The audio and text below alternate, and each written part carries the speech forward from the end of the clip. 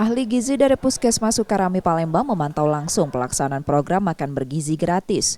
Pemantauan dilakukan secara menyeluruh mulai dari dapur SPPG hingga distribusi makanan ke setiap sekolah penerima manfaat. Mereka memastikan program MBG berjalan sesuai dengan standar, termasuk kelengkapan dan kecukupan gizi dari menu yang disajikan. Kalau dari proses pengolahannya udah bagus, udah baik. Jadi kami juga seperti dapurnya kami lihat tadi sanitasinya terjaga, semua pemasaknya, semua krunya tadi memakai alat pelindung ya, pakai masker, pakai celemek, sama pakai penutup kepala. Kalau dinilai itu yang pertama itu dari porsinya. Setelah porsi kita lihat dari makanan yang disajikan itu biasanya kan kalau dulu namanya 4 sektor sempurna, cuma sekarang udah nggak lagi, udah gizi seimbang. Jadi dilihat dia di situ ada sumber karbohidrat, sumber protein hewani, nabati, dan juga sumber vitamin dan mineral itu ada di sayuran dan buah-buahan kayak gitu.